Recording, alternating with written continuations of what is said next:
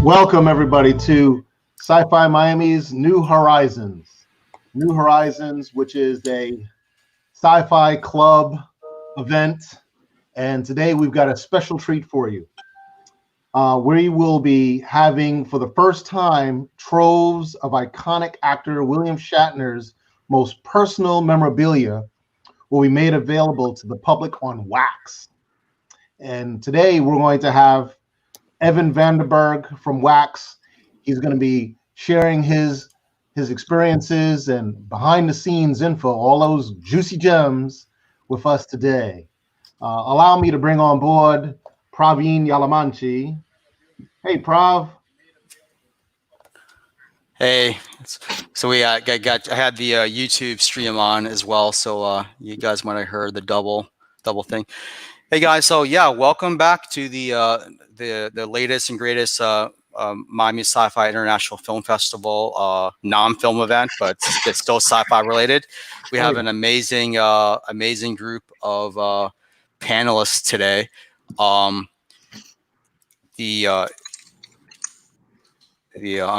actually starting to retweet everything. We actually have basically the creators behind the Captain Kirk, William Shatner blockchain token. We have some filmmakers, we have some game designers, we have people from Magic Leap joining, even some special secret guests who might be joining later. And following this at 9 o'clock, for those people who signed up or who want to still sign up, there's still space, we'll have a special seminar with Michael Dorn, who was the actor who obviously plays Worf. And who saw last week, we had a promo video shot by Jonathan Frakes, Riker, who gave you a quiz question and in Klingon. So those of you who actually were able to decipher Klingon, I know you guys could have you cheated by going to the Bing translator, the Klingon to English or English to Klingon translator. But there's the answer will be revealed tonight. And the people who got the answer correctly will get some wax tokens. So congratulations to the people who got the answer correctly. So I'm going to start out by introducing the guests tonight, and then we'll play some short videos. So we'll go clockwise. So you guys already know Troy, the founder, main organizer of Miami Sci-Fi. I'm Prav, the producer for the AR/VR track, and we do a lot of game jams and things like that. And then to my, right or left, next is Alan Gorin. He is the one of the crypto blockchain punk. He's also a punk rocker, OGs, and super cool guy. So Alan, why don't you introduce yourself? Wow. Sorry, I forgot what shirt I was wearing. If you're really into Oxnard hardcore punk rock, then you knew what I was showing you. And if you're not one of those 18 people, you have no idea what it is. I'm Alon Gorin. I'm the founder of Draper Gorin Home, and we do LA Blockchain Summit in Los Angeles. We invest in early stage blockchain companies. And because it's relevant to this crew, my last full-time job that I had before starting my own company was back in the day at IMDb. So I know the film world a little bit too. Oh, that's actually something I forgot about that. I've known Alan for so long that it's like we're learning new people, new stuff data, about it. Right? Yeah. So that's great. Thanks for joining us, Alan, all the way from Los Angeles. Really impressive. And at some point, Alan, I'd like for you to highlight a little bit about your IMDb experience, because sure, filmmakers in our club are definitely going to want to hear this. Sure. And I could probably get somebody even more knowledgeable. I was a part of a cool crew. So if you're been filmmakers for a long time, there was a product called Without a Box. Yeah, absolutely. where you submitted your film to film festivals. They were acquired by IMDb. My first day on the job there was like one of the first days after they were acquired by IMDb. And I was mostly in customer service, helping filmmakers submit their films to film festivals, stuff like that. And then I was building crowdfunding stuff on the side because it was, that was what I was passionate about. And that's how I got into crypto and stuff. Wow. So, yeah. That's impressive. It's great. And then thanks, Alan, for the intro. So Nate, you're next. Hey. Yeah, thanks for having me on. I've been with Ubase, co-founded it about 5 years ago, but come to this from like a film, transmedia, production, storytelling, sort of angle, and we've kind of produced some technology that is interesting because it takes it allows you to take sort of elements of media or assets and pull them into a folio, in a way that is provable and traceable and trackable, using crypto technology. That's great. And then you're also a filmmaker? Yeah. No, I have a background working with Andi Timoner. She's the only director to win Sundance twice. She's got a background in documentaries. And then, also kind of on the clearance side of things, there's a really good book, Bible of Clearance. Film clearance, just all that legal stuff to make a film saleable and marketable. That's awesome, man. So yeah, thank you for joining us all the way from Portland, Oregon. Mm-hmm. So Evan, you and Jassy are guests of honor. So we'll save the best for last is Jassy. So Evan, go ahead. Normally it's ladies first, but she's our guest of honor tonight. So you can go Evan first. Yes, she is. So my name is Evan Vandenberg. I run business development at Wax, and for everybody out there, what that means is we're a blockchain that's highly focused on games, entertainment, everything sci-fi related, and kind of taking that IP, those types of games, and bringing them to the blockchain and making them, exposed to the world. Jazzy, I'll pass it off to you. All right, and my name is Jazzy Jackson. I've been with Wax since 2017, since slightly before the ICO, and been on this wild ride. Wow. And now I get to personally project manage the Shatner project, and it's been really, really great synergy with them, and just creating these collectibles for them has been a lot of fun. That's great. So I'm going to, welcome everyone. And Jassy, we're super excited to have you here and talk about the William Shatner token. So I'm going to just start out real quick, spend 5 minutes talking about the festival and what we do for AR, VR, for crypto, for gaming. So some people might be joining us for the first time. So let me share the screen.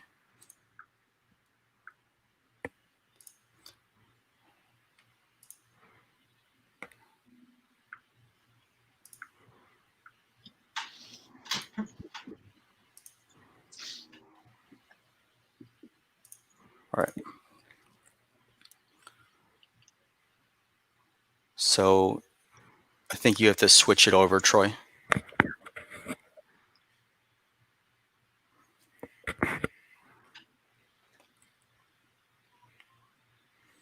So while he does that, so basically the cool thing about being a sci-fi filmmaker is, our audience is very attuned to advanced technology and new technology. So in fact, a lot of the things that you see in tech are actually predated by things that techies have seen, maybe even subconsciously in films or TV shows or even short stories as they're growing up.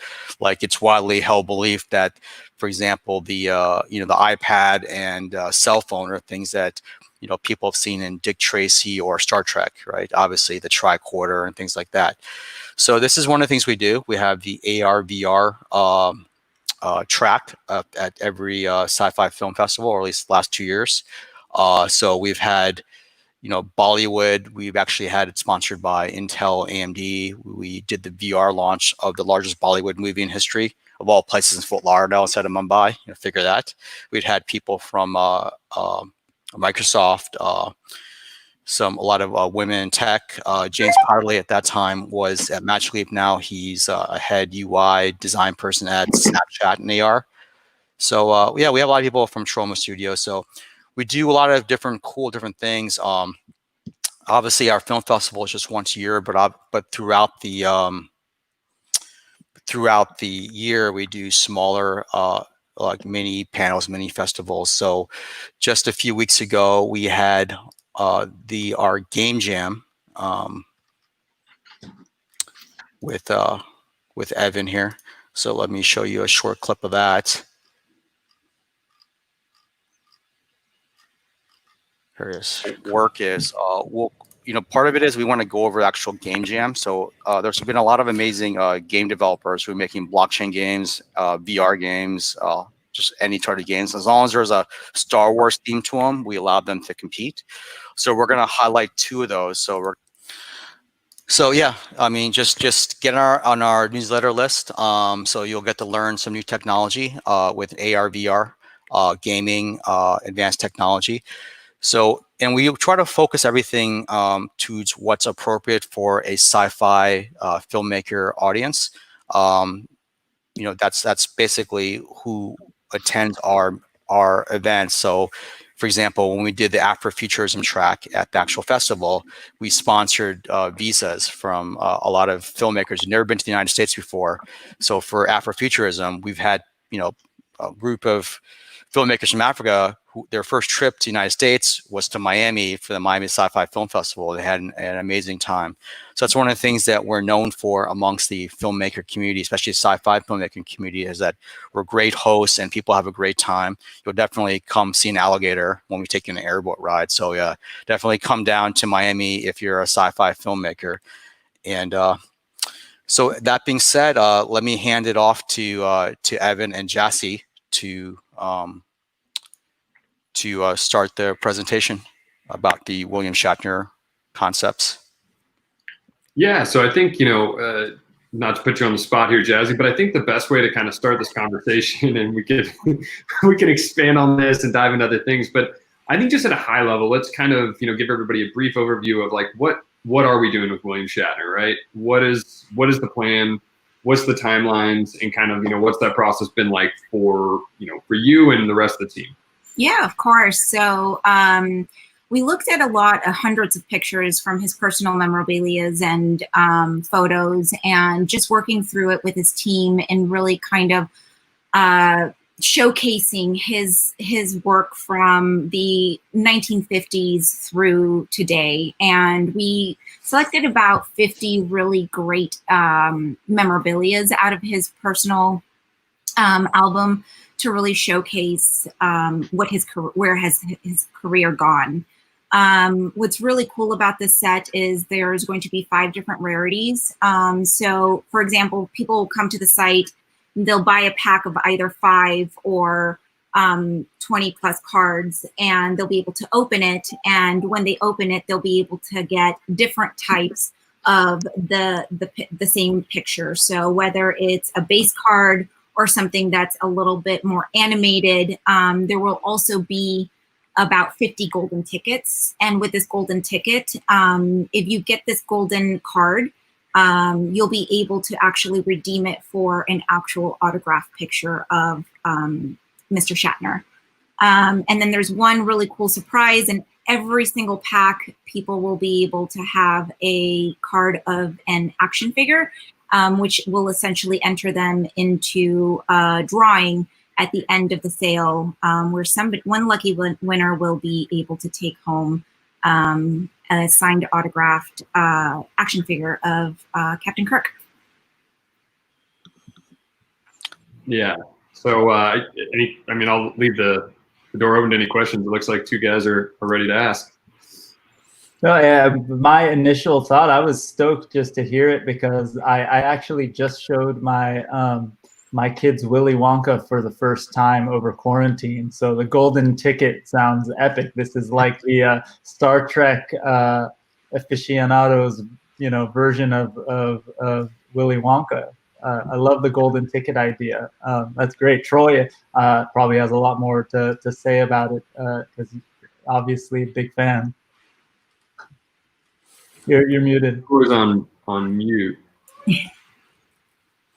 But I will say, while Troy's getting ready, for me, one of the exciting parts, we'll just call it the fact that Shatner makes it like 10 times cooler. And, this memorabilia, I think one thing we didn't even touch on really yet is just like how cool some of the photos were. And I know Jazz has been able to see way more than I have, like going through these, like never before seen photos of, this man's life, an epic life this guy's lived, and just such cool stuff. I mean, there's even some things like dental records. I mean, all sorts of wild stuff that I think the Trekkies are going nuts for.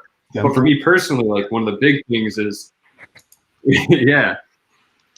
That's awesome. Dude, there's some cool stuff. Like it sounds weird, but I think it's going to be. It sounds weird, but it's actually really, really cool. I mean, there's pictures of him with the Jupiter 8 and with all the captains. There's like Captain Janeway and Cisco and Picard and Archer, and it's really, really cool stuff. It's interesting in the area that was just prior to the iPad.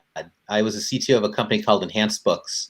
And we were trying to bridge the real world with books, right? Because book readers are read, right? Just like sci-fi, right? So being able to create a technology that you can bridge the world and also the trust in the artifacts that these people will have, whether they're digital or physical. I mean, that's an extremely important, I think, or certainly part of the groundbreaking aspect of this too, right? That you could even do that. Yeah, that was. I mean, that's the coolest part to me, right? Is this, everyone's got a different word for it. Synthetics, this kind of digital meets physical, concept where you can verify things and you can move them around on a blockchain, yet still have the, the ownership rights or the access at the very least to these items in the real world. With true and relevant provenance, right, of the item. So for me as a blockchain nerd, that's like the piece that I'm super excited to see, because I know people will redeem these and we'll get to see that whole interaction play out, at a decent sized scale. Well, I'm not sure that artists or creatives have always been able to take advantage of the benefit of their brand, really, in a way that didn't require gatekeepers or some kind of middleman to take a cut, right? So, where direct-to-fan artist marketing has become a thing, and it's pretty mature, this kind of takes it to another level, right? Well, I could definitely say, guys, that Shatner, his fan base transcends generations. And I had the opportunity to hear him speak at a con, Pensacon in Pensacola, with Leslie Owen. It was an amazing experience seeing this guy in true colors, giving his spiel and experiences. And the place was packed, wall to wall, standing room. So I think your project will be very well received in the community. I have no doubt about that. I definitely agree with you. I spent a lot of my time in the fan pages and just kind of talking to different fans out there, and they just really are very loyal, and they stand behind his brand. So we're really excited to be able to bring this to some of his fans. It's great. So let's get into some of the use cases. Oh, go ahead. Talking about coming back to television. They're talking about. I last read that he was talking about coming back to CBS with a new show, as long as he gets a real full role. That's how serious this guy is. Yeah, it's exciting times, and especially he's a young man at heart, so it's good for the world, and he's actually very inspirational from that point of view as well. You basically create your reality around you, which is like very much a Gene Roddenberry type concept, and is very positive and bring that positivity and optimism to the world, which we need. So let's get into two things. One is for Jassy, if you can talk about the history of the relationship, Evan, how you got to working with William Shatner, and then we'll go into the technical aspects of the token. And then third is we'll go into the use cases for game developers, for filmmakers, especially sci-fi filmmakers. Yeah, I think Shatner has been really interested in the blockchain space for a little while now, and he was looking for something that was easy for people to use. I think that Wax is a great place to sort of start, because one, our main focus is to make it easy for people, and two, there isn't really that much of a barrier for people to come in and easily collect these. So we're excited to launch this and really show how this can be massively adopted. Great. And then Evan, how did you start the relationship or progress relationship with William Shatner? Yeah, so I didn't make this intro. One of our team members actually did, and he brokered the discussion. It had a relationship with some of the people who work, for Shatner, managing kind of his rights, his IP, and some of his business interests.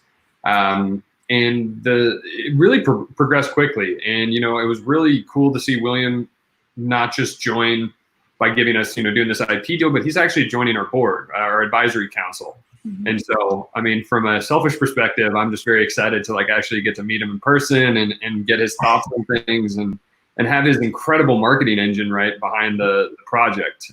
So it's wild. We'll tweet things out and he's in there mixing it up with people. It's been cool to see. I just truly hope that when I am his age, I have that type of energy and outlook. I honestly admire it. Yeah, so that's actually a good point where he's not just a figurehead, he's actually being hands-on. And so this advisory council, I know you have, people coming on from a lot of tech companies, including Magic Leap, who half their employees are huge Shatner fans.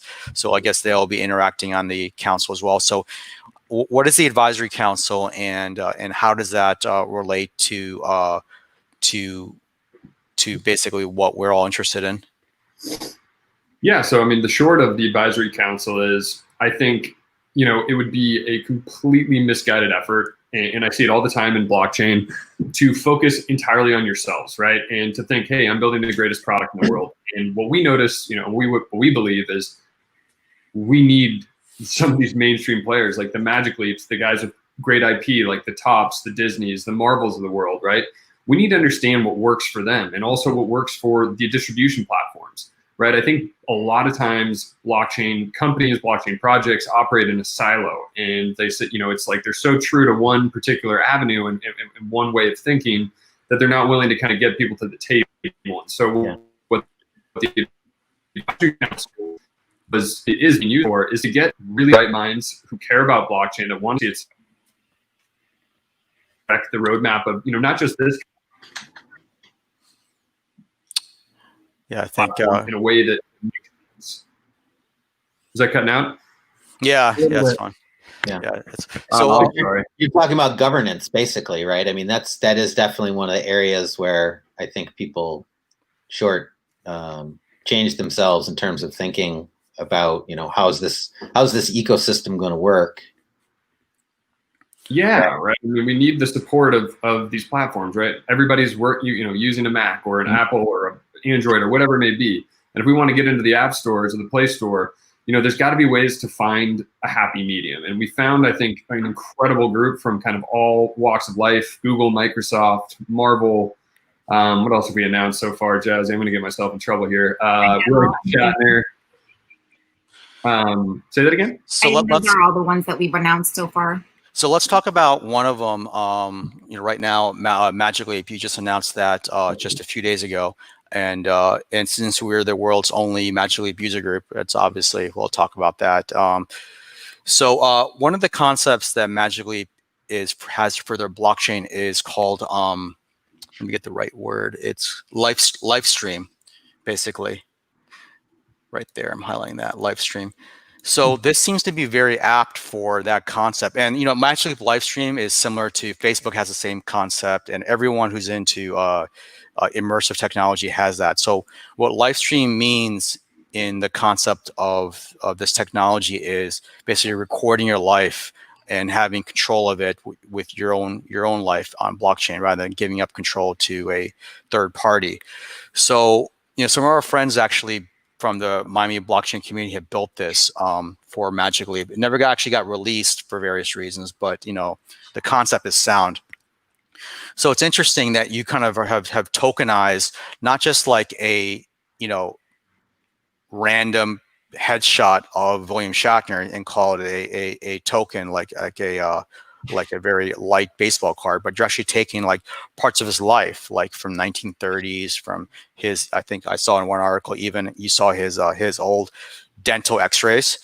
And that seems to be a huge, amazing little concept of taking someone's life and putting it on blockchain and memorializing it forever, saving, like William Shatner says, he's like saving his own life on blockchain for future generations. So that's maybe let's talk about that maybe with Alan. I know you haven't spoken much, and I know you got tons of cool creative ideas in the creative world. So how could we use this concept of memorializing someone? I love what Evan was saying earlier about working with platforms and stuff like that. In general, just wanted to throw that out there. But totally onto your question, I think there's sort of a couple concepts. There's the memorializing something, and I love the permanence of the blockchain and everything. Sort of, I like the rarities and all that come with NFTs and what you can do. And as a kid who grew up collecting comic books and comic book cards, and my older brothers were all into baseball cards and basketball cards, I love that now there is a digital version of that, for my kids, because showing them they actually understand the rarity of a digital good more than they understand the rarity of the comic book I give them. That's just like a thing that you have and destroy, and maybe it's their age or whatever, but it's also like they get that there is some rarity to a digital thing, and they appreciate it more, at least at the moment.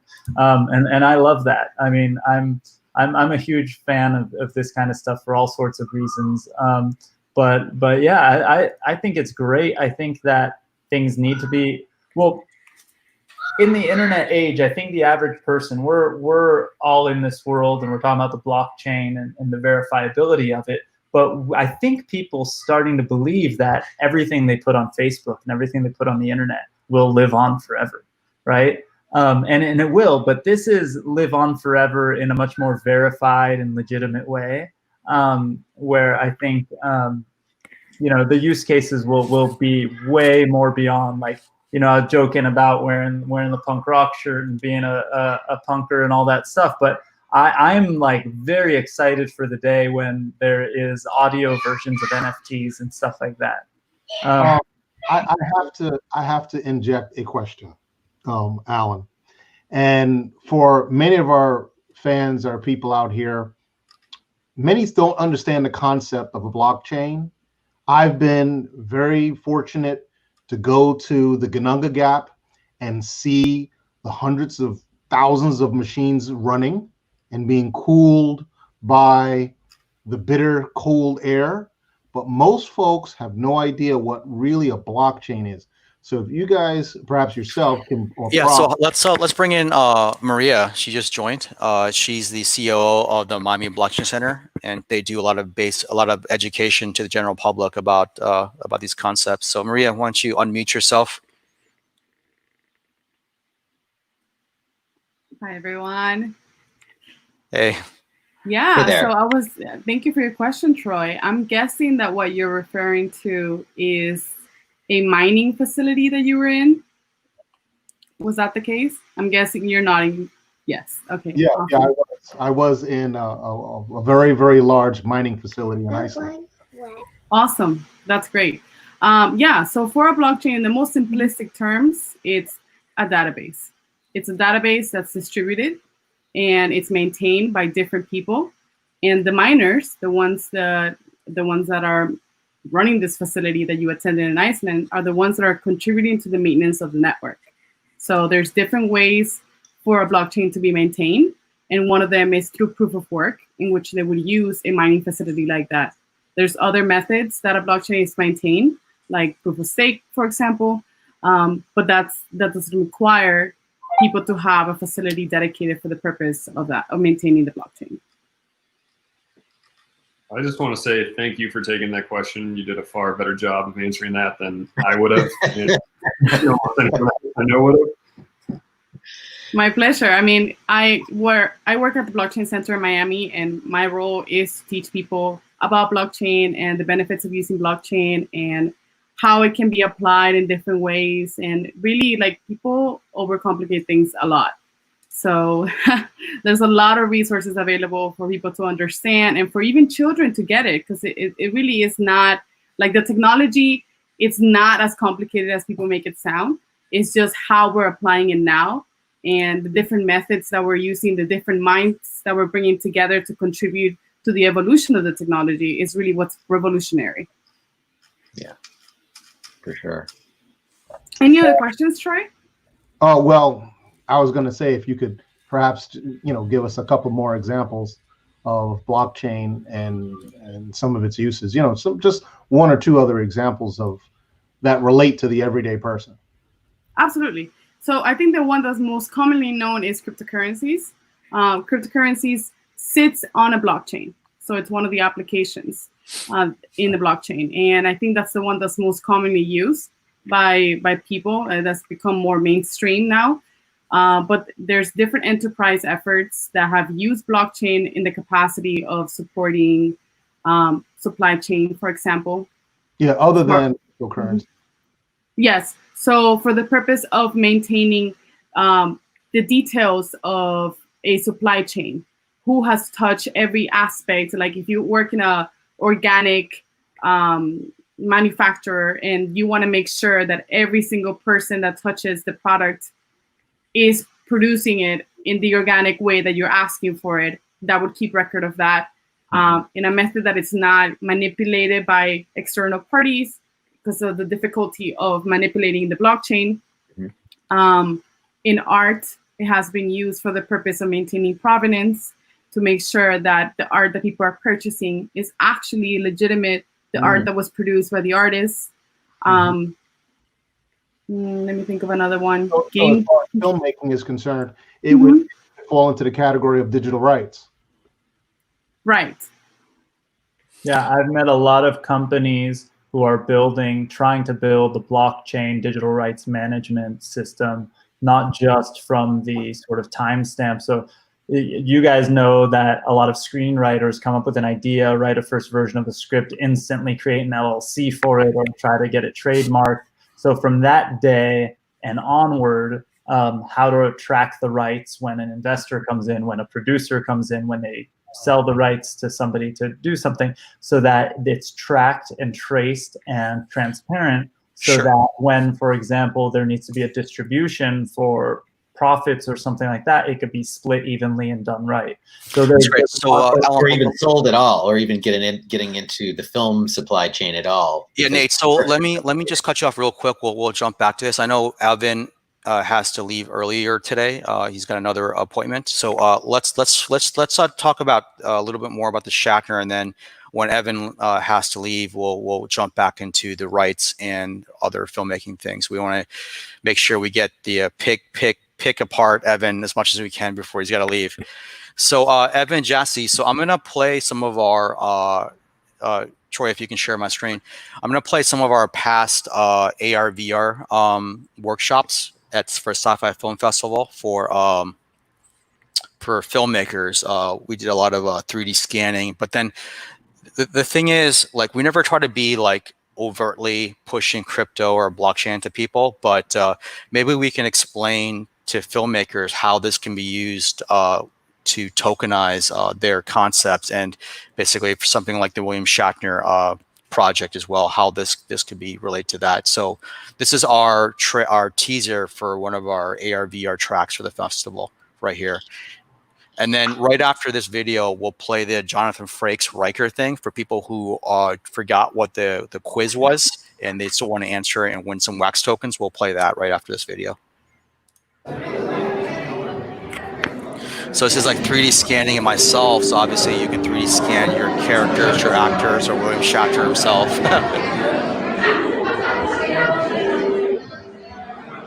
And we did all this in real time at the festival. all handheld equipment, all indie. You don't need that $100 million studio.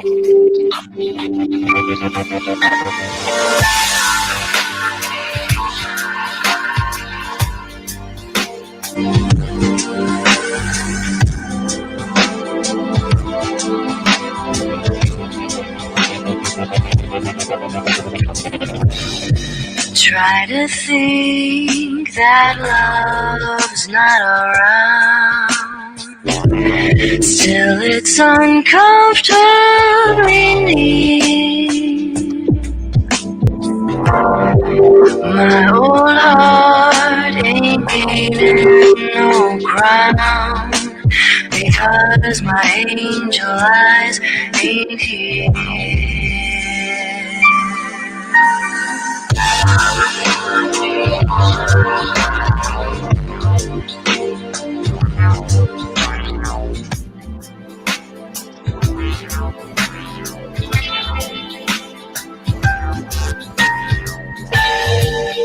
Angel eyes, that old devil sent. Anyways, you guys get the concept of creating digital assets out of things that you normally would use in your films, the CGI, actors, etc. So basically, a lot of 3D scanning, volumetric capture, and putting these things into the your games, your AR, VR, into your films, etc., which is all converging.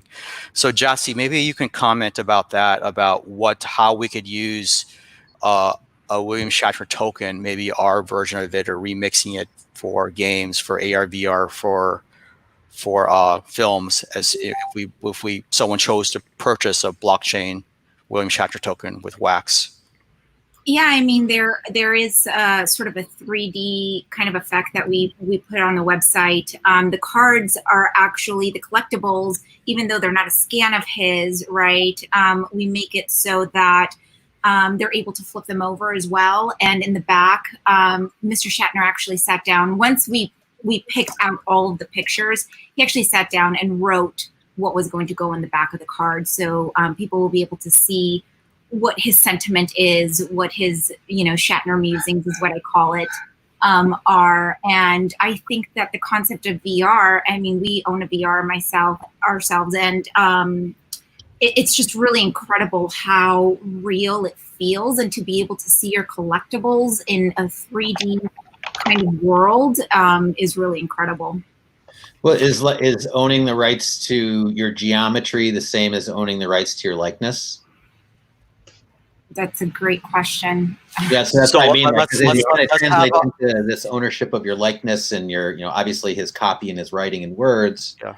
But is geometry covered under likeness? So I think let's introduce Alec, who just joined us. One of our first surprise awesome guests that we didn't publicize. We wasn't sure if he would show up. He's currently muted. Muted. Alec Peters, just to know, Alec, please identify yourself when you come on board here with us. Hello, everyone. How are you?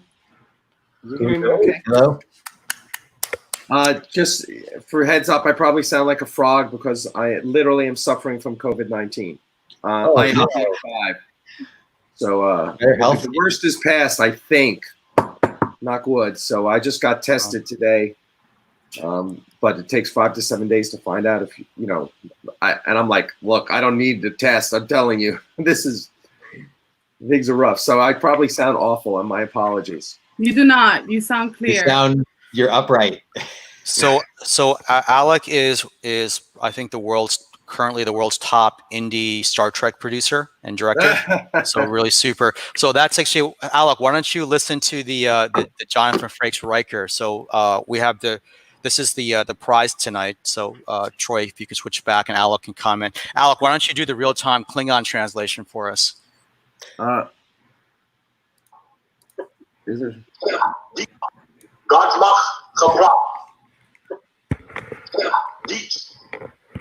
Yes, Mike the Dorn's going to be with us next week. Well, so in 1 hour. Yeah. You know, I'm imagining that most of the people here understand and remember what the bridge was like. And Patrick Stewart sat in the middle, Sir Patrick sat in the middle of the bridge. And to his right was Randy Riker, who I played. To his left was Counselor Troy. And down front was Data, played by Brent Spiner, and Geordi, played by LeVar. So the five of us were down on the floor of the bridge for days, weeks, years together. And up behind Patrick on what we call the horseshoe was where Worf, big old dumb stupid Worf, was hanging, right? So for 182 hours of television and 4 movies, Patrick would come to the bar and Brett would turn around and talk to Patrick. Never bothered to turn around and talk to Worf. So one day, Michael Dorn comes on the set with a raw egg in his hand. He leans over the horseshoe and he crushes him on Patrick Stewart's head. The albumin and the yolk drip down his British pajamas. Fact or fiction? Oh, it's a mystery. So we need to ask Michael that question as our first question next week. There you go. I teed you up. Nice tee. All right, guys. So for people in the audience who are interested in it, we have an hour and 15 minutes. So Michael Dorn's going to answer this question, but you'll have to tweet whatever, get the answer to us. So the 2-part question is translate the Klingon that Riker did at the beginning, and then answer the question if that's a true or false story. And that's a surprise for tonight. So obviously, won't just be the first person. We'll give out a lot of prizes. So anyone who answers will get a prize, basically, in wax tokens. Nice. Can we have a replay of the beginning again? Was it German? I couldn't even hear properly. Yeah, I'm sure Troy will retweet it. Sorry to interrupt, but Jazzy and I are gonna have to drop here. But we really appreciate you guys having us on. It was awesome getting to meet each of you, and I'll watch the remainder of this on YouTube or Facebook. It looks like. Sure. And Jazzy, yeah, it's nice to join us for this. You know, Evan's a Miami Sci-Fi veteran now. This is your first. So basically, you have to, your first time, you have to tell us something about your sci-fi experience. What's your favorite sci-fi genre or series? Yeah, for sure. So I did grow up watching Star Trek with my grandpa. Doesn't have to be Star Trek, it can be anything sci-fi. It's a good answer, though. Sorry, say that again. It doesn't have to be Star Trek per se, Yeah, no, that was my first experience, and it truly is one of my favorites. I would say probably Next Generation was my favorite because that was around the time that I grew up, and just really fond memories with my grandpa. And then later on, I went back and I watched all the original series. That's awesome. And then when you are working with William Shatner, does that ever come up, like your history with Star Trek? It did once, and and then we quickly moved on. I didn't want to be a total fangirl. Gushing over. Okay, I'm sure he's used to it. And then, so what's the timeline for I know you've announced it, but what's the timeline for the development to launch of the actual token? It'll definitely be end of July. Great, pretty soon. Yeah. Fun. If I am able to, I'd like to at least allow folks to become familiar once again, if not be introduced to what is Axanar. And I have a short trailer right here I'd like to share. Sure, Jassy. So yeah, we'll say bye to you now. Thanks for joining us. And thank you for having me. It was really a pleasure. Jassy. You guys. Bye. And then so Troy, before you do that, let's just play the people want to sign up, the actual Michael Dorn teaser. There's still time for people to sign up if they want to. Okay. This is what's tonight. Michael Dorn here. I'm excited to announce that I'm joining the Drummer Rich Street online seminars. It should be entertaining and informative, especially to those individuals who wish to pursue a career in entertainment or who just want to see what the business is all about. So please join me July 8th. I hope to see you there. Hi, Michael Dorn here. I'm excited to announce that I'm joining the Dramaversity online seminars. It should be entertaining and informative, especially to those individuals who wish to pursue a career in entertainment or who just want to see what the business is all about. So please join me July 8th. I hope to see you there. You know, I just realized that might be the first time people have seen Michael Dorn without his Klingon makeup on. They probably wouldn't even recognize him. So yeah, it's great. Thanks. You're right about that, Bob. When I first saw the video clip, I said, "Whoa, wait a second, looks a little different there." I had to do a double take. But also, I bet. Did he get out to the Comic-Con much, or any in-person event? Yeah, Michael Dorn is a regular on all these Comic-Con type. Yeah, but I think in the past, when people, I mean, he's been around since the '80s, so other people might have seen him before he started shaving his head. So it's another reason why they might not recognize him immediately. So yeah, so take it away, Alec. The floor is yours, and Troy, and then we'll switch back to Alan and Nate, and we'll talk about go back to blockchain as well after this.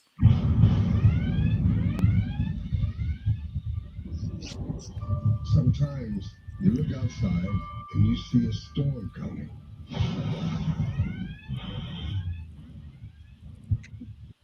And there's nothing you can do to stop it. You're just a witness to whatever's coming your way.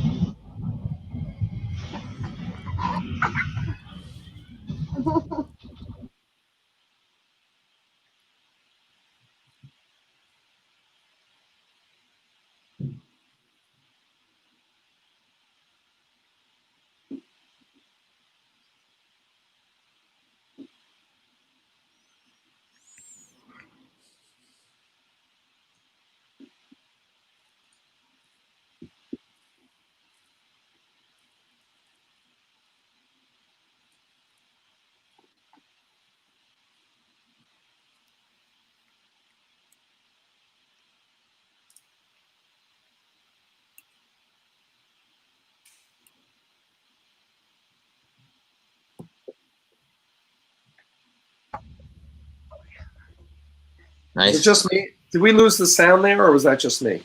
Towards the end, yeah. Yeah, we lost. Yeah. Really? That's all right. So you there get was the idea. at the beginning, but there wasn't in the end. Just the last few seconds, it was kind of quiet.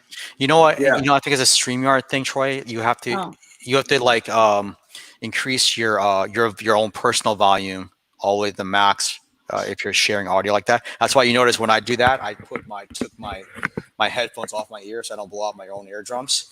I always increase everything to max before I share. It's okay. If you want to listen, let's try one more time. If you want to see one more time, you just go to Axonar. You can go to our Axonar YouTube channel. Troy, you have to increase the volume on your own headset as well. Troy, you got to take that volume all the way to the right. Is the link to in the chat? Right there. Yeah. And there's nothing. But also his own PC volume. To whatever's coming your way.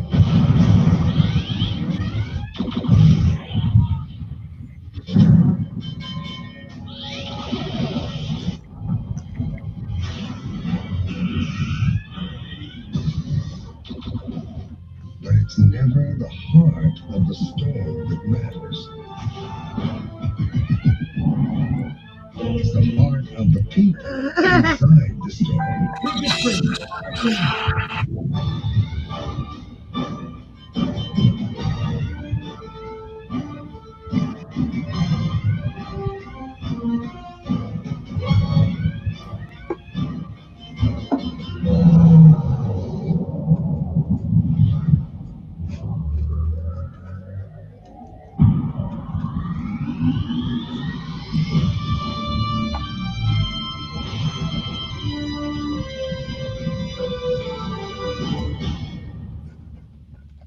Nice.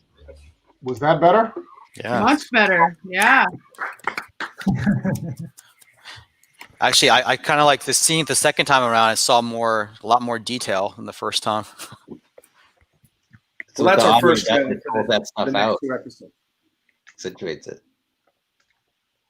So Alec, you've listened to some of our pieces about William Shatner and the blockchain memorabilia. What are some of your takes on this so far? Oh God, I don't know. I you know, it'll be a hit. Do you think it'll be a hit?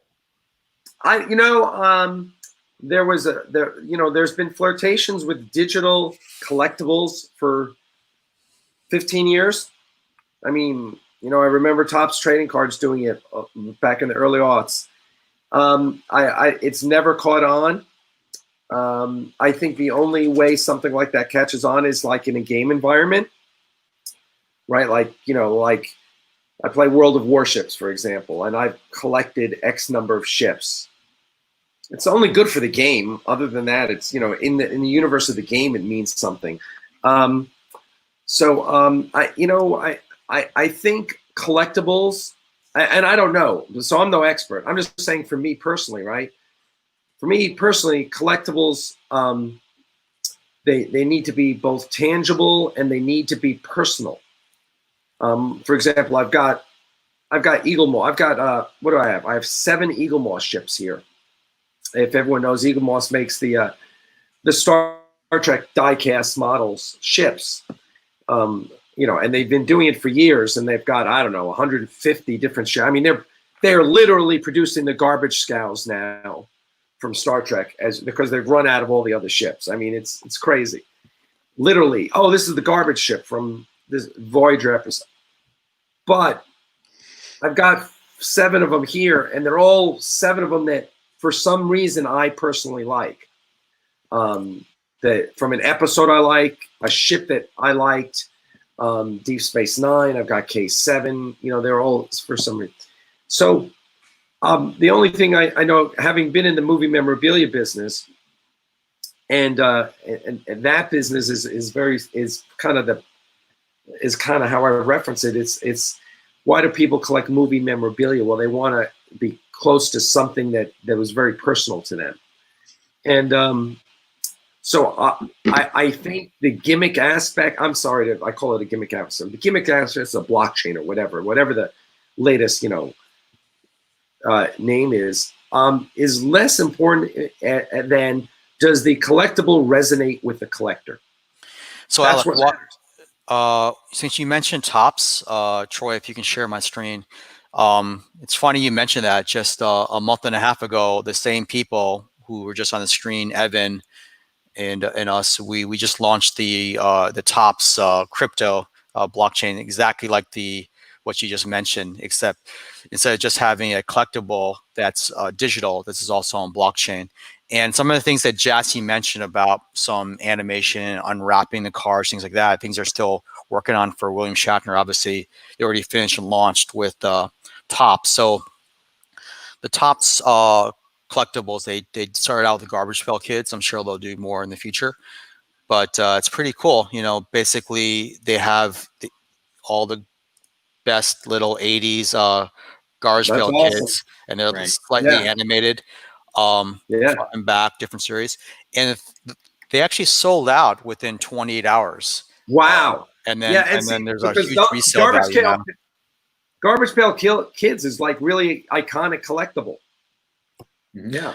So I think that kind of makes my point, is that you found something that really resonates with people, and so it doesn't matter if it's digital or not. People are going to want it. Yeah, that's how fan communities are. Whether it's an artist, digital trading cards are the future of collectibles. Rare digital collectibles have sold for hundreds of thousands of dollars, and a new wave of them is here. Powered by blockchain technology and all of its unique advantages, collectibles on the blockchain, like Garbage Pail Kids digital trading cards, are valuable because only a finite amount are ever created, and cards can never be duplicated or counterfeited. Buying card packs is easy. Simply visit topsgpk.io and choose the type of pack you wish to buy. Then open your pack and see what cards are now in your collection. Now you can trade, sell, or gift your new GPK cards on Wax. Trading with your friends and other collectors around the world is free, easy, and secure. Once you get your card, you can immediately trade or sell it to someone else, or keep it in your collection to showcase on social media. Get started now at topsgpk.io. Digital trading. Yeah, that's really cool. Bridging the real world. Bridging the real world stuff and bridging that digital stuff is kind of where the opportunity is for sure for blockchain. That's one of the things that blockchain does is it gives the artist directly a way of ensuring authenticity and not having a middleman necessarily, whether it's a real object or a digital object. Yeah. No, but so the key there is, of course, having the right properties, right? It's all about your IP, right? There's a and so having Star Trek is always a great license to have. Well, think about like from your point of view, when someone does a crowdfunding site for an indie Star Trek film, right? If you do something Kickstarter, you're giving away like prizes to your backers, right? Whether it's a Axnar hat like you're wearing or something. Yeah, so why not give away like a collectible of your ship, just like you like the Deep Space Nine ships, but have some scarcity, some provenance, and then since it's digital, it can be changed, right? Updated, with in a game. Absolutely. And even further than that, you can have one thing be broken into so many parts because it can be broken. That one valuable ship you have can be given to 100 contributors. Yeah, and the broken part is maybe you can upgrade it with additional phasers, photons. So, Alan, let's bring you into this. I know you have tons of experience and with your IMDb, with DataBox, etc. So, what do you think about tokenizing not just like the ships, but also like the characters, and having, and maybe we can get into a little bit of the DeFi, the latest things in the crypto world. How does this create like residual or ongoing revenue streams for filmmakers and for actors? I think there's a combination of this whole conversation, right? So you start with crowdfunding, or you start with the rights and the ownership of something, and as that stuff can be tokenized legally, and then profits distributed or things distributed in that way, there's so many different things you could do. You could tokenize the rights not just to the whole film or one ship or a character, and give those rights to people who contribute in the crowdfunding campaign. So you don't just have an NFT, but when Topps licenses it to have the trading cards, and they pay $1 million for the rights to do something like that, that $1 million could be distributed to the people who crowdfunded it. Maybe 90% goes to the creator and 10% goes to the crowdfunded owners. So there's the contributors as well too, because that whole rights game goes in both directions, right? Like having the right to sell or distribute those rights isn't right in and of itself, but the ownership and creative rights have been transferred from the people who participated in making the film, right? And that's what part of the job is of the filmmaker, to make the film saleable, is to secure all those rights. Yeah. So the obvious answer, is the collectibles is you can basically sell it as a certain thing to your backers. But then Maria, how do we do that? I know you do so many events about like tokenizing contracts. I know today you're having a creating legal smart contracts that are enforceable by the law. So I know, things about with anything in entertainment, right? Whether it's music, film, gaming, right? There's basically residual value, where do the revenue streams go to? Like for actors, for example, right? You get like actors get paid residuals after they shoot, they get like money every time their TV show is aired, right? How does this get tracked on blockchain? Or how would you foresee this being tracked on blockchain for actors and for producers? I personally haven't seen an entertainment contract, but I imagine that what they would do is something similar to an escrow, which is once something has been completed in a fund, then there'll be release.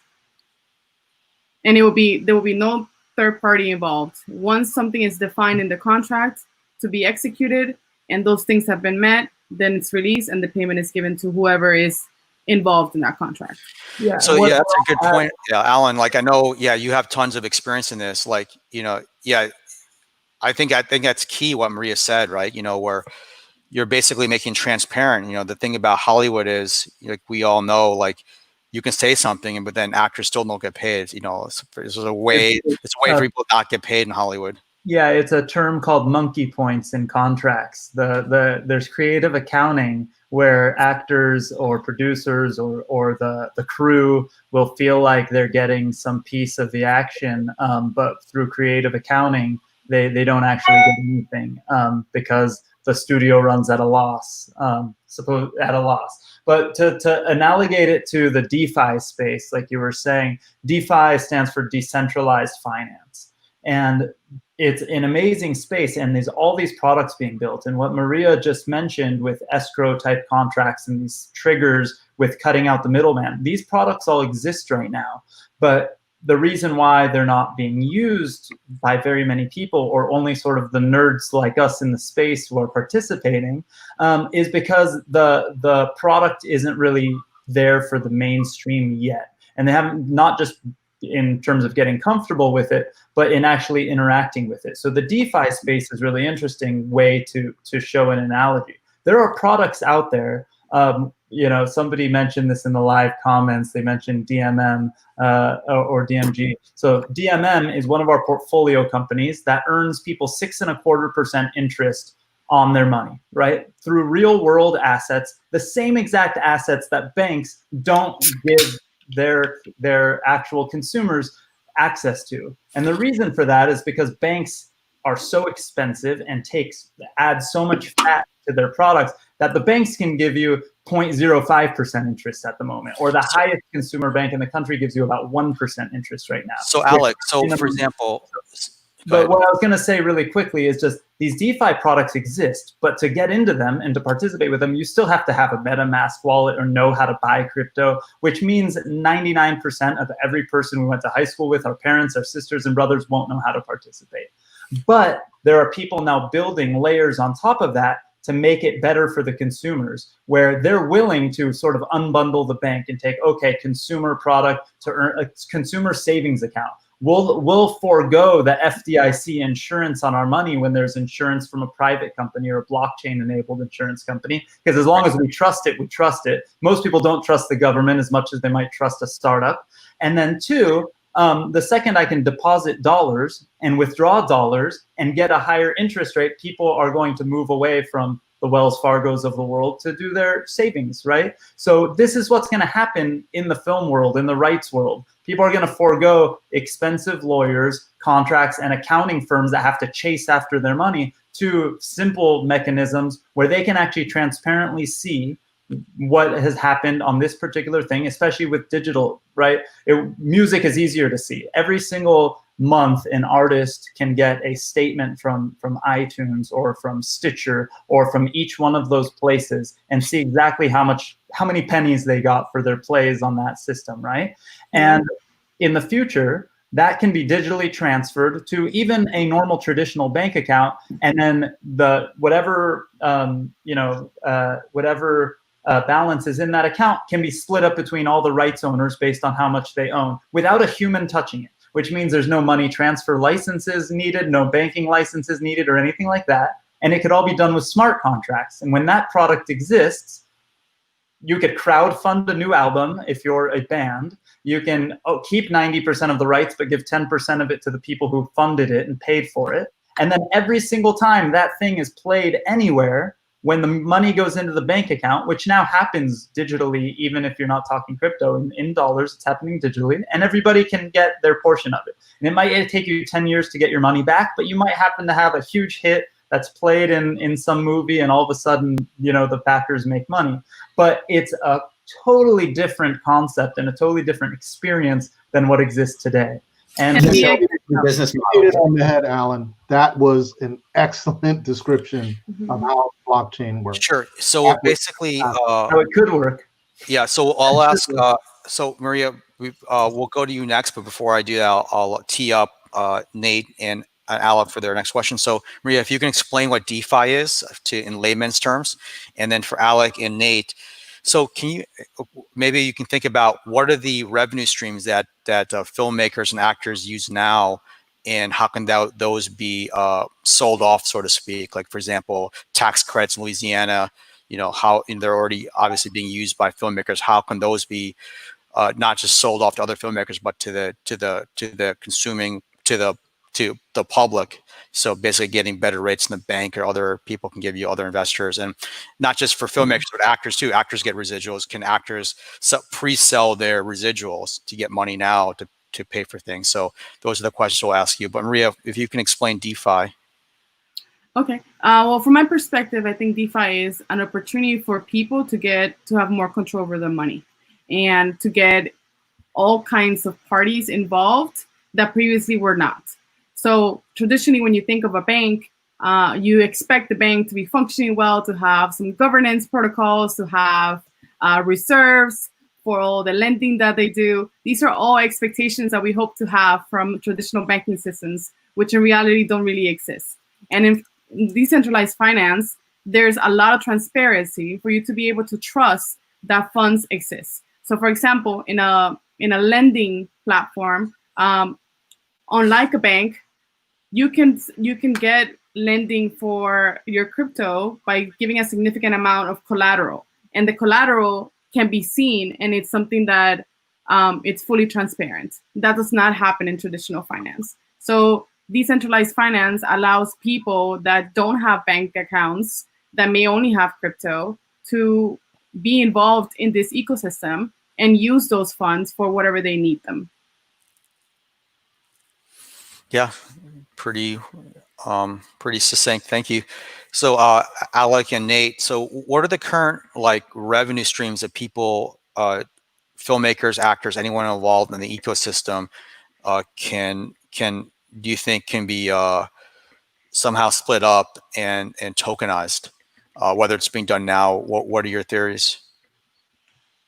Well, understand that what I do is totally different than what even a regular independent film does, because Axanar is a Star Trek fan film, and thus we cannot make money. It's always been a not-for-profit project. But could you make money? I mean, I know you can't sell movie tickets, but could you? Right. Well, we can fundraise. Okay. So, and what we've done is fundraise using Kickstarter and Indiegogo and a white label version of that so far. So there's no. So there's an inflow, right? But there's never an outflow, right? We take whatever we take in, we spend, and then we don't charge for it. So we don't charge for our product, so that there's no revenue to be distributed on the other side. So for us, the key is how do we take this technology and turn it into a way for people to donate, and then potentially, based on what I've seen, give them assets. Digital assets based on the production, which we generate all the time. I mean, there's a whole little production kind of thing. I'm sorry, like shares in the production. Basically? No, because again, it's a not-for-profit, so, right. So there's no shareholders, there's no profit, there's nothing in that regard. So, but what you want to do, what people get is people donate to your production because they want to see it made. That's why they donate, and you give them a perk. So it's the NPR model. It's right. It's once a year we're going to have a telethon, and we're going to give you a coffee mug or a T-shirt or your favorite DVD set. Right. So maybe instead of just talking about just the fan film angle, we can bring in Alan, and Alan maybe can interview you just really quickly, like 5 minutes. Like, Alan actually is one of the world's foremost experts on equity crowdfunding. Surprisingly, he knows so many things about so many different things. I mean, maybe it's not surprising, but I guess maybe that's part of being a creative punk rocker. He just sets. Well, I think that it led into the crypto space, because what we did in the crowdfunding world, before the word crowdfunding existed, we called it social fundraising, because equity crowdfunding wasn't legal even at all close to how it is. Right. Yeah. Well, Alan, why don't you go into your history, your different startups? So the last company that I started before doing all of this stuff was called Invested In, and we powered the technology behind crowdfunding sites. and we launched it before Kickstarter, Indiegogo, or anything like that. But we had full-time jobs, and it was sort of a fun side project. So once it became out there, we sort of decided to white label the product to other people, and more of an enterprise thing. So we had like Coca-Cola and American Express and people like that, clients. But what I like about what you're doing is the nonprofit angle probably creates some interesting opportunities in the crypto space that you could look into. So people keep using the word governance in the crypto space. And what they mean by that is actually giving people the right to vote on certain things. So there are things called DAOs now that are getting very popular. And they're actually just, they could be nonprofit organizations, but when you participate, you can, or pay, for example, you can do a fundraising for the next Axanar film by creating a DAO and giving every person who contributes a certain amount of money, aside from the perks and things in the crowdfunding world, a governance token.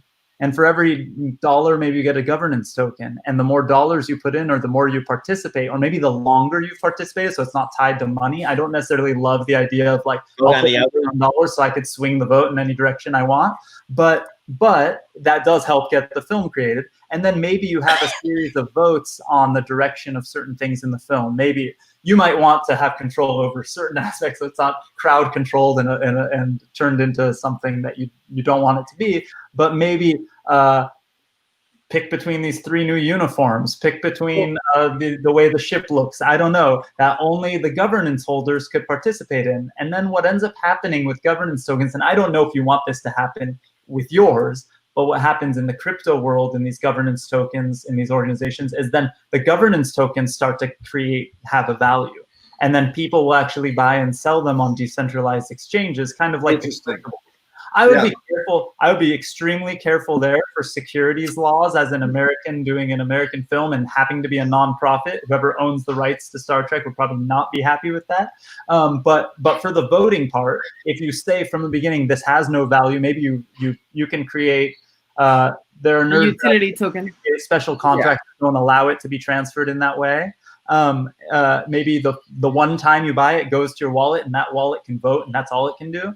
But anyway, the interesting thing about it is that you can give people a right to vote, and it can be tied to that particular campaign and that particular film, and then it becomes bragging rights as well. So it's an NFT in their wallet that has a certain amount of weight depending on how much they contributed, and that NFT gives them the right to vote. And so they have that collectible forever in their wallet, and it's bragging rights, right? Maybe on the, and it's listed on the Axanar website. Here are the people that are at this level. Well, Alec is actually making several sequels, so maybe like they can vote on the script or what happens or what the starships look like. I don't know.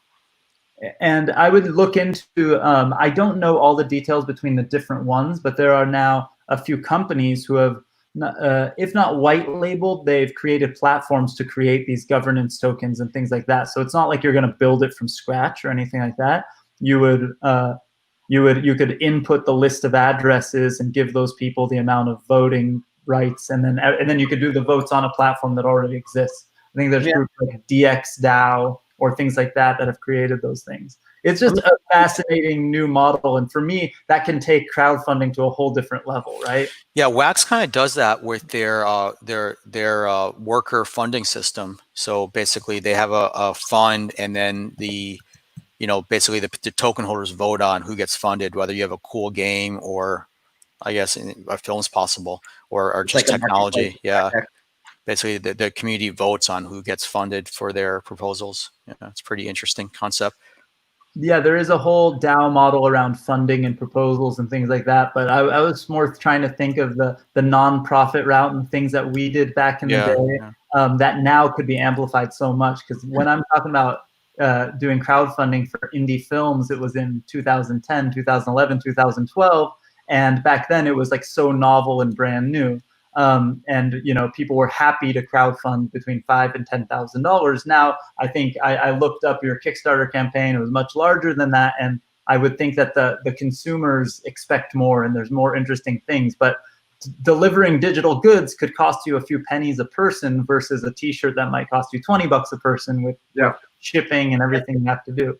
So have you product placement in your stuff? Can you do that? What's that? Have you tried selling product placement or doing? No, that doesn't really work when you're dealing with 300 years in the future.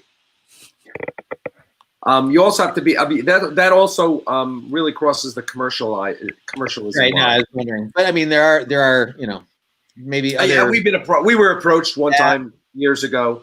Or from a governance. Let me pitch you on something. I might pay a huge premium and support this campaign if the currency used 300 years from now is called the Elan token. Elan coin. Yeah. I bid 300 Elans. That's right. We'll work on that behind the scenes.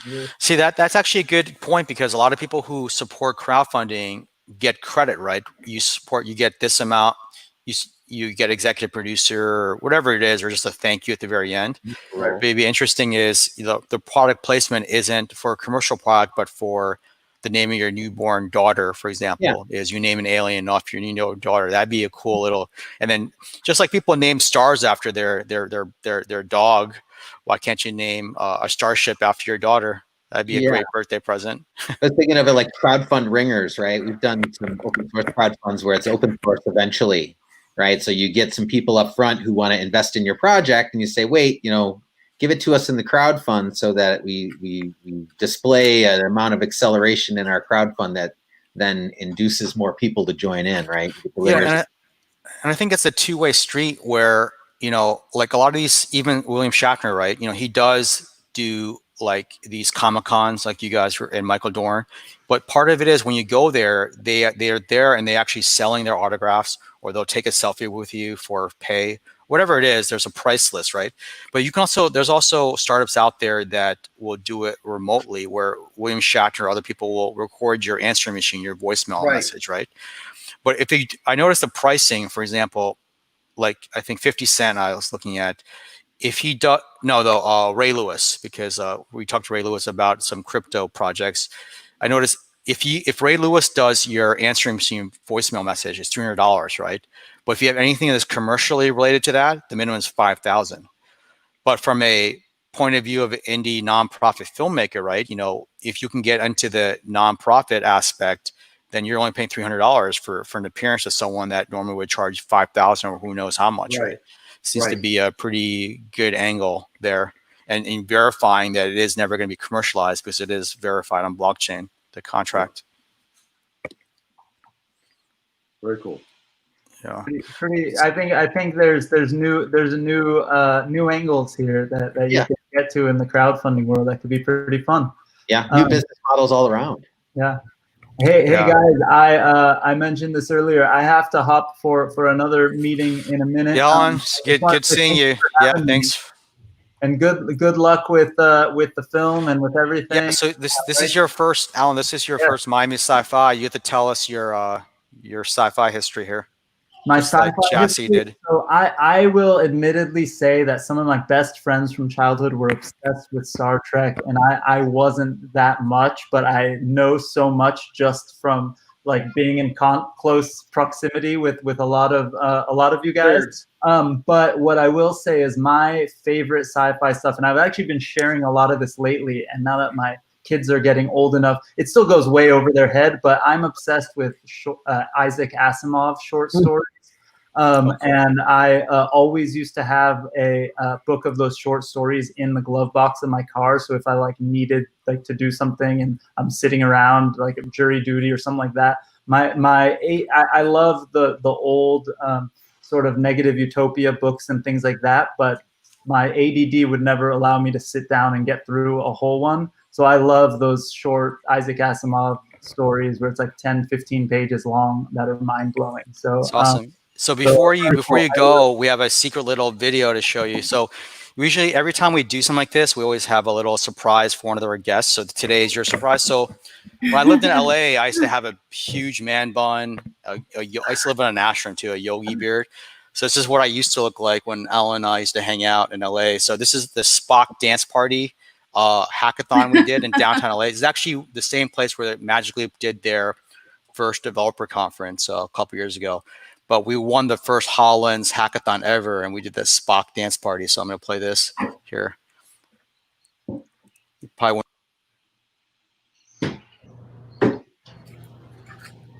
Hi, I'm Veronica. I'm Veronica. I'm for Dean, and this is our Star Trek Adventures warehouse application. So we created a interactive, immersive social experience to bring Star Trek or your favorite movie into your living room. So we started out trying to do just a plain virtual reality experience using the Oculus headset. And then we realized that it's really not that social. It's very immersive, but how do you actually have your friends get the experience with you? So then we put experiences with Connect, and that's what we work with, to basically bring the movie into your living room. So we're going to demonstrate a few scenes that we were able to make completely in just 2.5 days. And the next version of this is we want to create holograms. So holograms come into your living room. So let's start. So this is the Spock dance party. So basically, you and 3 friends can start dancing together socially over the web or in your living room. And if you don't have friends, then Mr. Spock can be your friend. So, and then you can actually record your best dance moves. Record.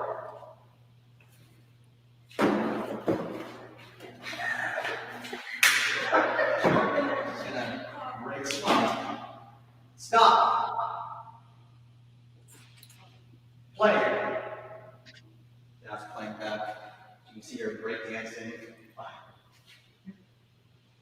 Stop. Sure, that's good.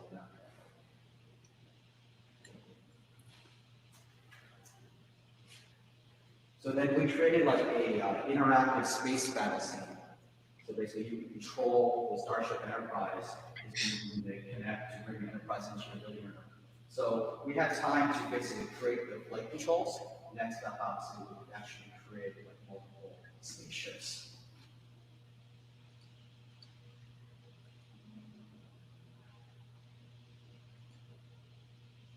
Basically, the basic thing is zoom and tilt.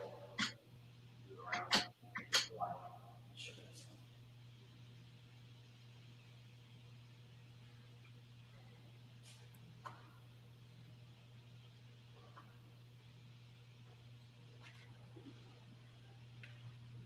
And we added voice recognition features.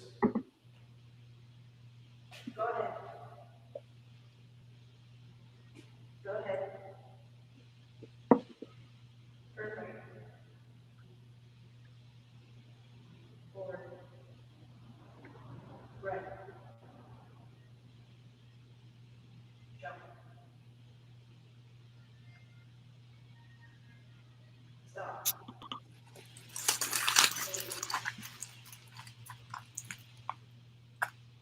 Forward.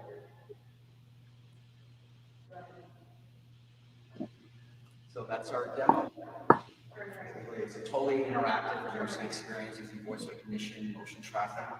We built it using Unity 3D, the Connect, computer vision, and Maya for the character modeling.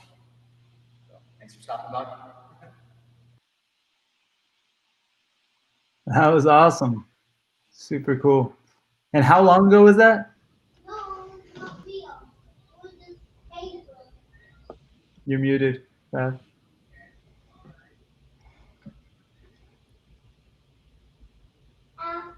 Can't hear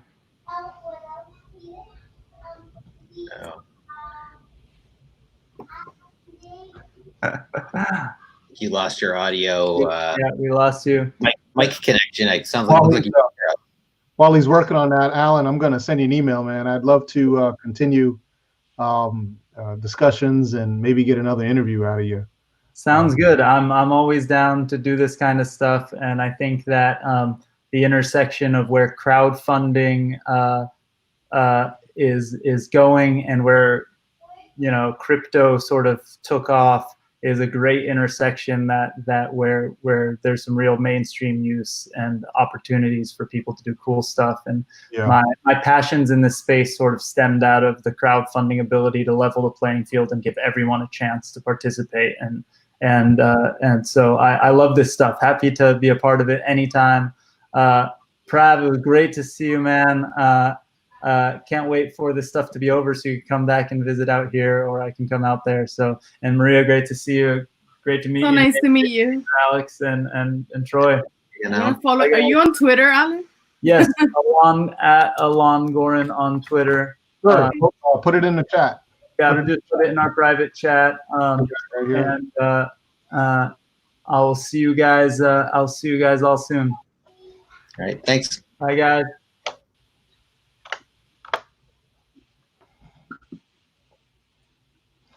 All right. That was pretty neat. That was pretty neat.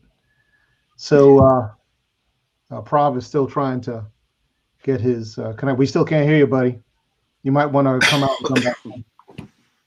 But Nate, did you want to add a little bit to this? Yeah, no, I mean what Alon was saying is right on the money. I mean, for an artist, for a director, for a producer, somebody who's a writer, whoever they are, if they've got content to create, now there's ways to potentially connect more with the audience. Just like the Axanar film it's a fan fiction that crosses over from a story world that's owned and licensed by someone else, but we can still create he can still create content that there's an audience for. And if there's a way to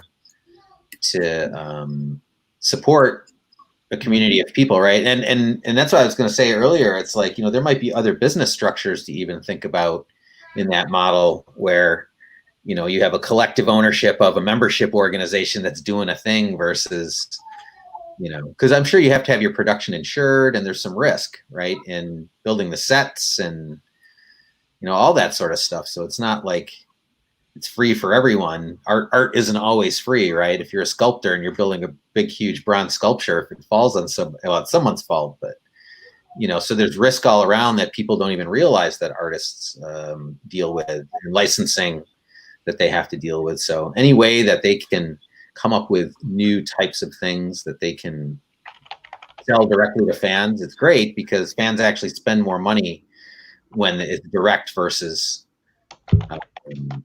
when it's going through a middleman.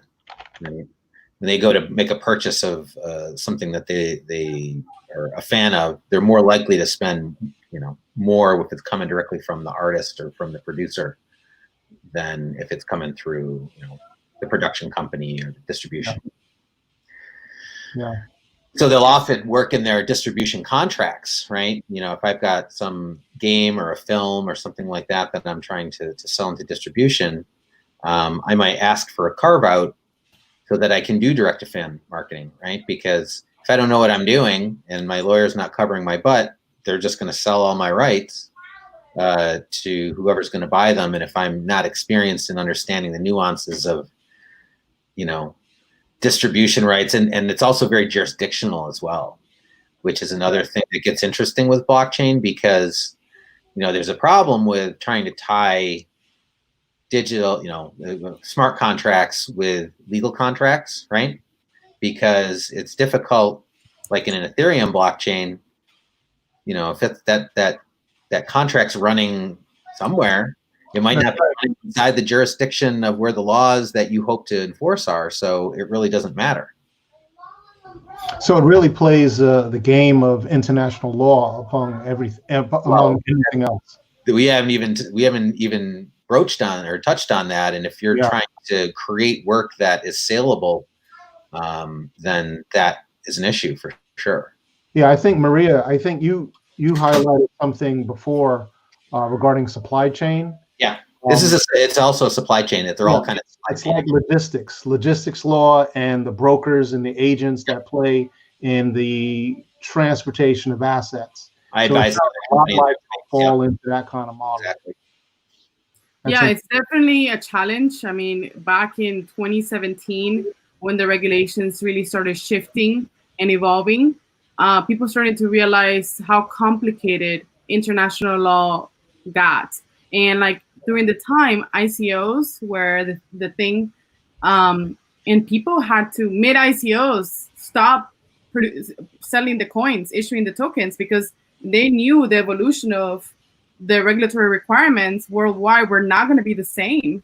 And they started to take measures to really target those specific jurisdictions. So you have to put a lot of controls around your offering, your crowdsourcing, to make sure that nobody's violating them, to protect yourself from the risk. Yeah.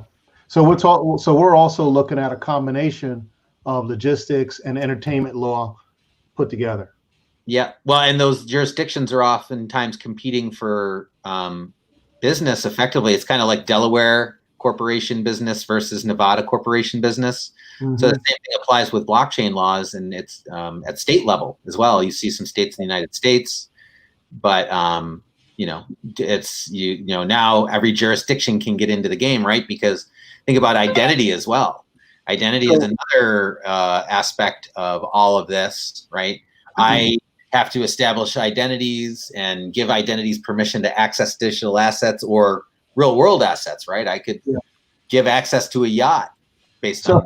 So we're talking about it needs to really come down from the federal level as far as the U.S. is concerned, because if the states have all these different models, that's going to add. They can add to the law, but they can't have different laws once the federal law has been established.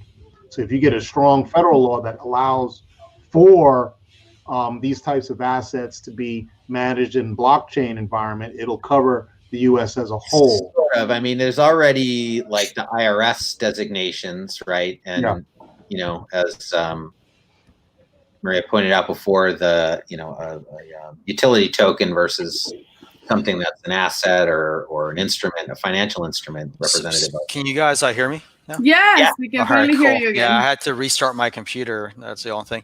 So I don't know if you guys have introduced Scarlett yet. Have you done that? Yeah. We have not. No, sorry. Okay. Yeah, Scarlett. And then Scarlett, if you could talk briefly, introduce yourself and also talk about your social impacts. I know Alec, we're talking about even his Star Trek indie film is nonprofit. We can go and talk about that a little bit.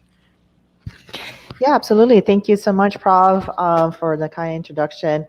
So my name is Scarlett, and I'm actually one of the SDGs number 14, the Social Development Goals Ambassador here in South Florida. As the SDGs, we basically help promote the awareness about the targeted goals that we're trying to achieve, and making the ocean more sustainable and bringing more awareness.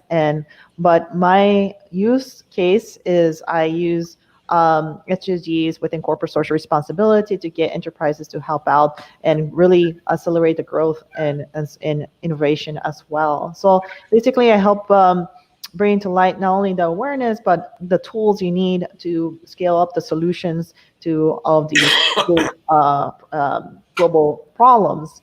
And what I love to do, and on the topic of the blockchain, is that the Sustainable Development Goal has actually been utilizing blockchain technology to resolve some of the key issues, like to reduce the overfishing situations, such as where does your fish come from? So if you put on the blockchain, you can understand the supply chain of how fishes are being depleted from the ocean. So with that brand awareness, we can actually verify whether that fish in fact came from a specific place or they're serving you some other type of fish. Yeah. And it's so funny. A lot of restaurants mislabel fish.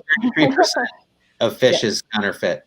Absolutely. There's a lot of counterfeit fish. What you assume is grouper turned out to be, some sort of other fish that tastes very similar, but not quite the thing. And this is something that whose fault is really the consumer. It's your obligation to understand where your food comes from. So if that were the case, if it was on the blockchain, then we will understand where that fish came from and if it was a sustainable practice.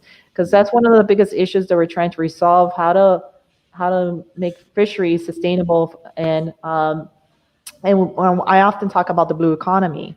And the blue economy is something that we're also trying to educate the public as well under SDG number 14.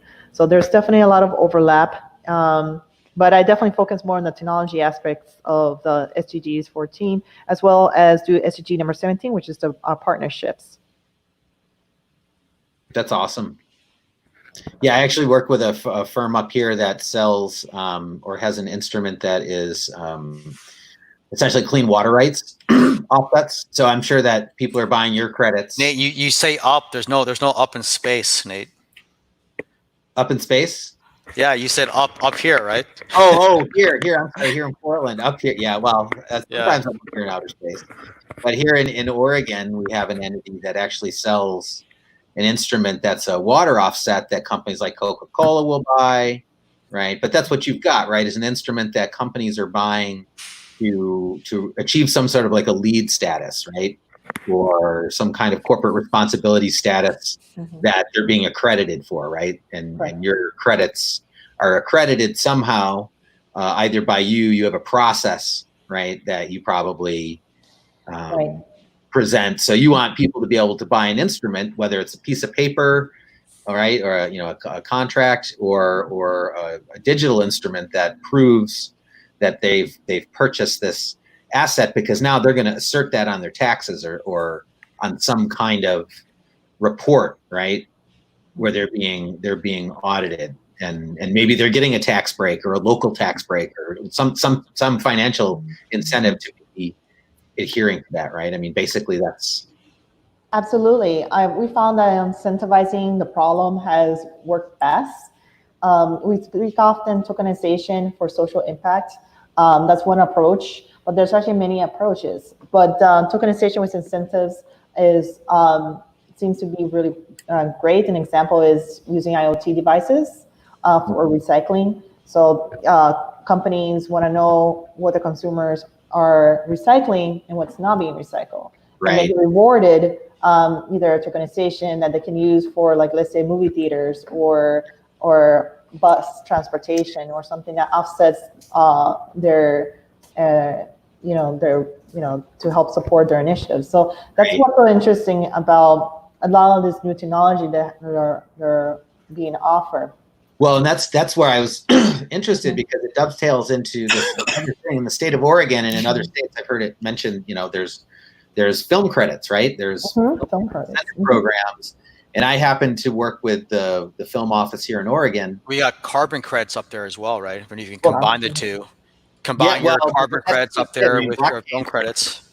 Blockchains are really good for tying social responsibility together with supply chain in a way that allows folks on whatever end of the supply chain to make sure that the trust of their governance model that they've got on the front end, whether they're measuring carbon or they are in terms of this other program I'm talking about, these are film dollars that are paid to film productions who can demonstrate that they've hired people in Oregon, and Oregon will, out of this $14 million fund, give each of those productions 20% on their payroll, basically to offset the cost of, right? That's free money, basically.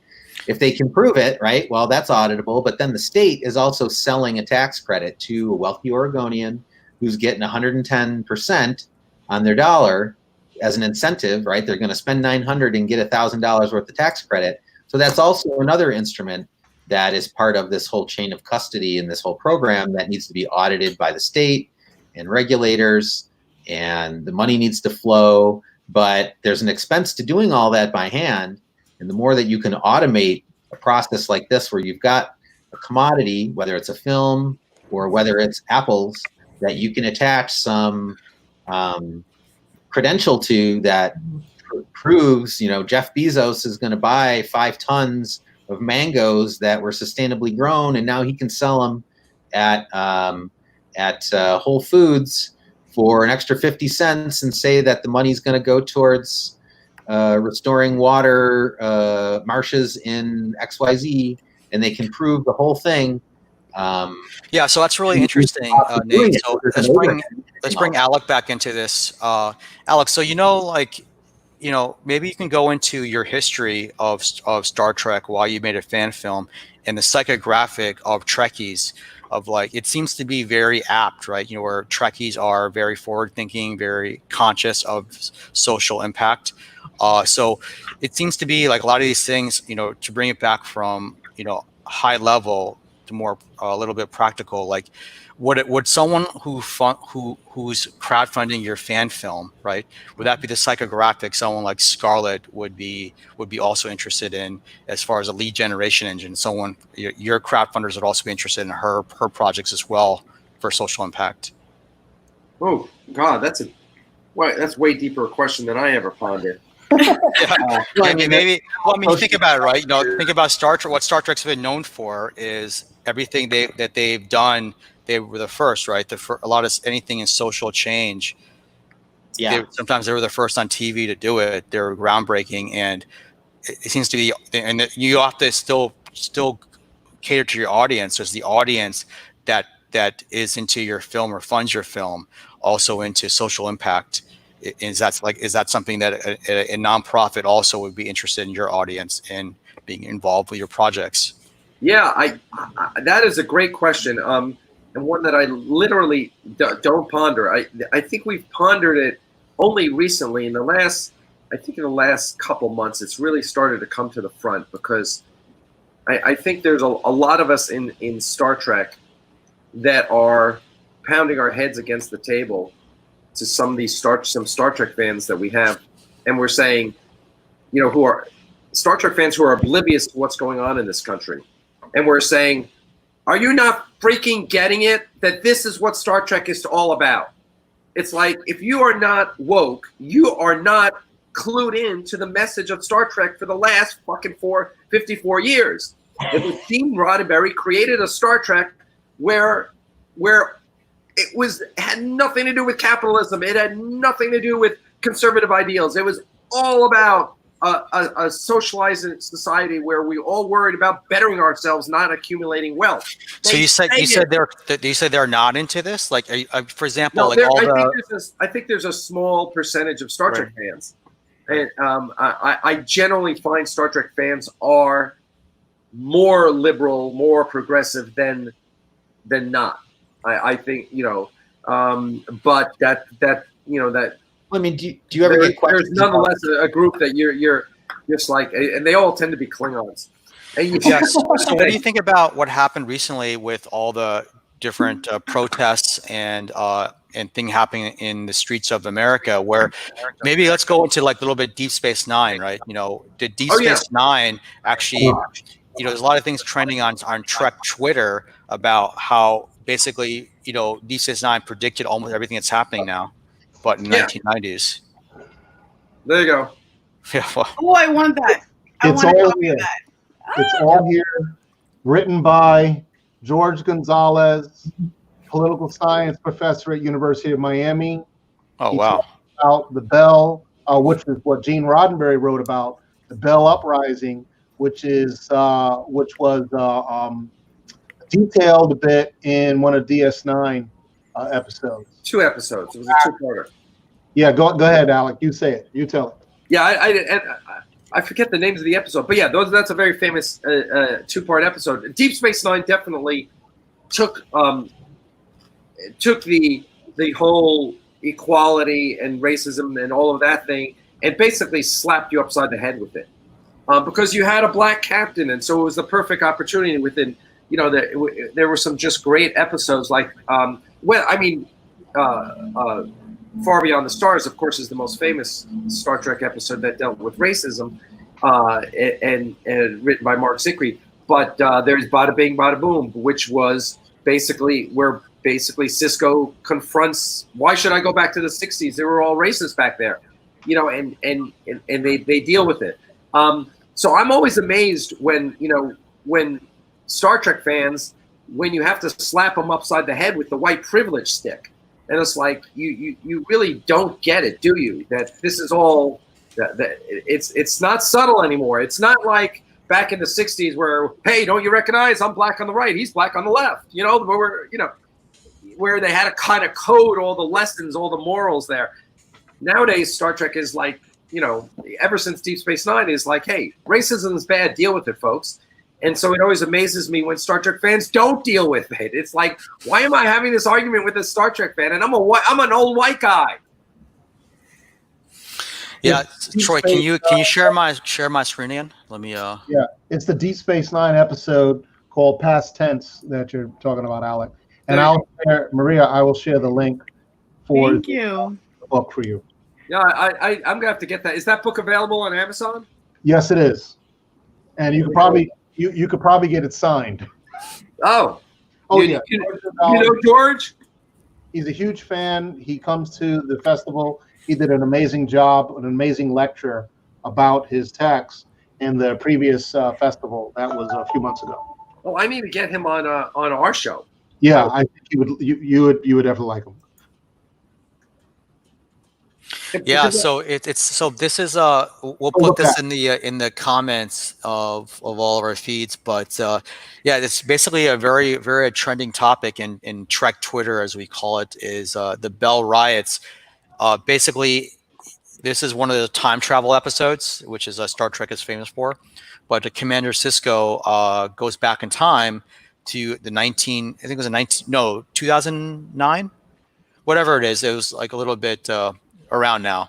And yes, the belt. That's right. That's correct, and it correlates so well with Roddenberry's writings from the 60s. 2024. That's what the article says. Yeah, and then basically they're involved in a social uprising that becomes a riot, and so there's this episode that's famous for what's happening now, but also the episode where Commander Sisko is kind of go back in time, and he is basically in the 1950s writer that's facing discrimination as a comic book writer, and he's imagining a better future. And it seems like it's a fantasy.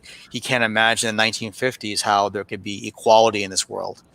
And yeah, I can tell you, I was having a conversation with one of our alumni, Taylor, and she's the lady that you may have also met, Prov, at the festival. She's the one that came up with our concept of science behind science fiction. And recently we had a conversation, and she's the one that also invited George Gonzalez, because she was faculty at UM. So she knew George, Dr. Gonzalez, and had him come out to the festival. And he reached out and said that, Troy, we've got to cover this because he outlined so perfectly well how this correlates with several of the Star Trek episodes, actually the entire Roddenberry universe, which Roddenberry's timeline really brackets very well with what's going on today, what went on a short couple decades ago, and what the world had to overcome in order to have the future, that the optimistic future of this wonderful world or universe that Star Trek evolved into. So I think it's worth having a conversation again, perhaps in another episode, where we could break it down into its subcomponents and analyze it a bit more. Yeah, so we're gonna wrap up now. Our segment with Michael Dorn is starting at 8:00, so we need some time to switch over feeds. Can you post the link real quick here for us? Has that been posted? Yeah, it's in the private chat. The link that he just. So anyone who's signed up for the Michael Dorn session, it starts in 7 minutes. So you guys can log off now, and we'll meet you over at the Zoom call. That's a private call with Michael Dorn, the actor who plays Worf. So you see you guys there, and we'll also based upon whoever gave the correct answer, we'll give you the wax tokens for the prize winners tonight. So let's just go around the room now, and you guys can say your quick goodbyes. We have 7 minutes left, so literally 5. So we need two to switch over. So why don't you start with Nate, and then we'll end with Troy. I appreciate having me on. Give you I guess that's my first time on, so I have my sci-fi story. I mean, I saw the movie in the theater, Star Wars, the first week it was out. I think I was born in 1970, so I just missed the original Star Trek. I was watching the reruns as a child and the animated show, and I've been kind of a Trekkie. Maybe not to the level of some people, but it certainly has been an important part of my life. Sci-fi in general too. So cool. Yeah, welcome to your first event. And Maria. So it's also my first time in the sci-fi discussion. So I think my first I don't know. I real mean, it you were on stage with us when we knighted. When you did the Jedi Knight ceremony with us in That's University of true. Miami. That's true. Yeah. But this is my first virtual meeting. Okay, sure. Yeah. And I never got the opportunity to do it back then. But yeah, Star Wars was the first thing for me that got me that I went in head first. But I think my favorite type of sci-fi is sci-fi that involves robots. Things like similar to Ex Machina. I feel like that's something that's really like what I love to watch and geek out on. So thank you for inviting me. It's a pleasure being here, and I hope to be back here soon. Great. And Alec? So I was 6 years old when Star Trek first came on TV in 1966, and I watched it. I remember the little teaser trailer from TV, and on season 3, when they moved to 10 o'clock on Friday nights, that was past my bedtime. And having the best mother in the world, my mom would put me to bed at 8 o'clock, wake me up at 10 o'clock, let me see Star Trek, and put me back to bed. And I actually got to tell Leonard Nimoy that story in a parking lot on Ventura Boulevard in LA when he was coming out of William Shatner's office. Did give you a hug? I totally went fanboy on his ass, but he got a kick out of it. So that's it. And I'm a huge Star Trek fan. I'm a comic book fan. I'm a Warhammer fan. I just love all sorts of science fiction, and I've been blessed with the ability to actually make Star Trek and contribute to the universe, even as unofficial as it is. Well, someone once said to me, Alec, 50 years from now, no one's going to know that Axanar isn't canon. And I was like, I can go to my grave with that. Awesome. And I'd like to finish concluding. I'm a Trekkie all the way, 100%. I grew up in watching Star Trek, Star Trek Generation, Voyager, Deep Space Nine as well. And I have to say, I'm a little biased because I love Voyager because of Captain Janeway, of course, being a captain, female captain. Wow, right? So that actually broke, barriers of, women being captain of a command, running a spaceship. That was really mind blowing. But I love any technology that depicts the future, because a lot of the sci-fi that we saw back in the years back has come in fruition. So it inspires a lot of the technology we're using today, everything from sliding doors to iPhones. So that's what my type of technology. I always love to see movies, how they think how the future is going to be, and then bringing this technology and growing up, it's like, wow, we actually brought into fruition. That's great. So any futuristic sci-fi, that's me. But thank you everybody for the invite. Yeah, awesome. Thank you so much for coming. Well, guys, we're definitely wrapping up now. I just need to do my little tiny piece and give thanks. We do have a sponsor that helps out with everything that we do. And that one sponsor is Boris. We have many sponsors. One is Boris FX. They're an awesome provider of applications for video processing and editing solutions for filmmakers going forward. There's excellent company, and I think they're based in Boston, Massachusetts. And our last thing, of course, is our ending title. So with all that said, folks, thank you so much for coming on board today. It was very different for us, this one, but it was an open event for the world to enjoy and our fans. Thanks very much again, folks. You all have a great night. Bye for now. All right, thanks. Bye. Bye. Bye. Bye. Bye. Bye. Bye. Oh, God. See you later. Bye-bye. Bye. Don't call me late for dinner. Thanks again. Bye-bye. Dad, can we go take a walk? Yes.